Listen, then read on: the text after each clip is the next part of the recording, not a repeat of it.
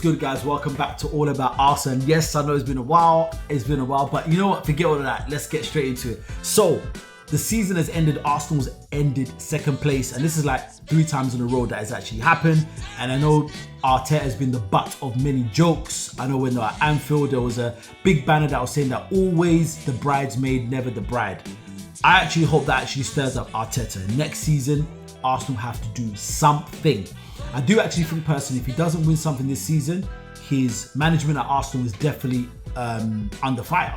He's definitely going to be under a lot of pressure to get something done. But let's actually take it into context. Arsenal's had a terrible season, but this is my argument that I've been saying to all my friends and people in football that I know. Right, we've had a terrible season, but the fact that we can still finish second, that to me speaks volumes personally, because other teams, they've been, have had good seasons like Newcastle, they've had successful seasons and so forth. Aston Villa have had a decent season. We can play terribly to our standard. Let's be honest. Arsenal, what you've seen, that is nowhere near our standard. But for us to still finish second, I think that speaks volumes of how good we really are. We finished on a high pretty much. We beat Southampton 2-1, and it was great for our captain Odegaard to actually get a goal, because I know he's been under a lot of fire, he's been under a lot of criticism, but he cannot be the only creative force on that Arsenal team. So we need some major backup. Number one, I know we all know about the rumours, Viktor Gyökeres, and to know that Man United are still interested in him. I hate to say this, but Spurs probably did a little bit of a favour for us by beating Man United, because let's be honest, if Man United qualified for Champions League football, that could have swayed Viktor Gyökeres from going to them. But I don't think he's going to go. Let's be honest, he's not going to actually leave Sporting to go to a team that's on the rebuild, that's probably going to take 3 to 5 years. Although he's worked with Emirates, he's probably at a point in his life. I think Gyökeres is like 26, 27. Let's be honest, he's approaching a point in his life where he's going to want to win some major things, like Champions League, a big title like the Premier League and so forth. So it's less likely that he's going to go to a club like Manchester United that's going to probably take another 3-4 years before they can start competing on that level. So I do definitely think Arsenal's got a chance. But they've got their hands on many pies. They're also looking at Benjamin Sesko as well. I don't think we should go for Sesko. I said it, I'm not really convinced by Sesko. Gyökeres, I think, is the man. He's been consistent over the 2 seasons, although you can say there's a difference between the Portuguese league and the German league where Benjamin Sesko plays. So we've got to, take these things into consideration. But Viktor Gyökeres, for me, he looks more like the complete forward. He's got so much confidence. He's such a confident player. He's played in the English league, I think in the Championship before with Coventry. So I have no doubt that Viktor Gyökeres cannot hit the ground running. So definitely we need to go for Gyökeres all-out warfare. But we need to make sure that we're covering other fronts just in case something happens with that. We know that Manchester United is pretty much the only team that's really interested in Viktor Gyökeres, but Arsenal need to make it happen. Andrea Berta needs to make sure he seals everything quickly. One of the reasons is I knew Liverpool were going to be scary. Liverpool in pre-season were scary.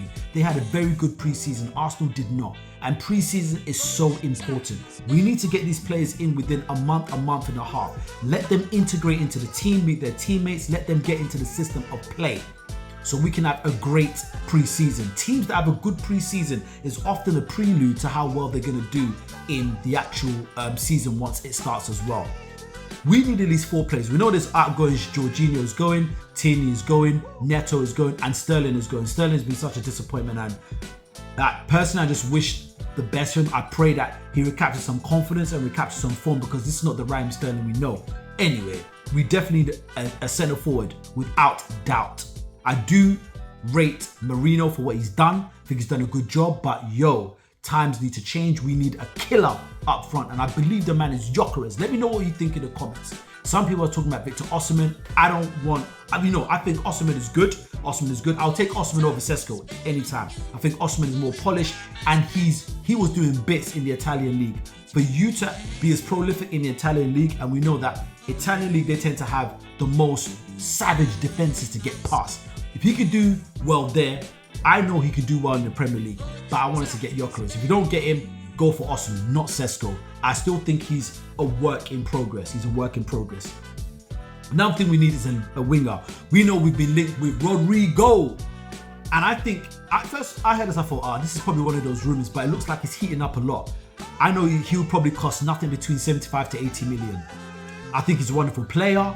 He's not really had the time that he should or the time that he wanted at Madrid. So I think this is the best time to actually go for him. It's about time. Arsenal need to be associated with big profile players. And Arteta said something along those lines that if you want to win big things, you need big players. And he sent a message to the board. It's about time that we go for high profile players. Can you imagine Rodrigo, Gyökeres, Zubamendi? And I think we probably need another centre back. And I know you might say, oh, we've got Calafiori.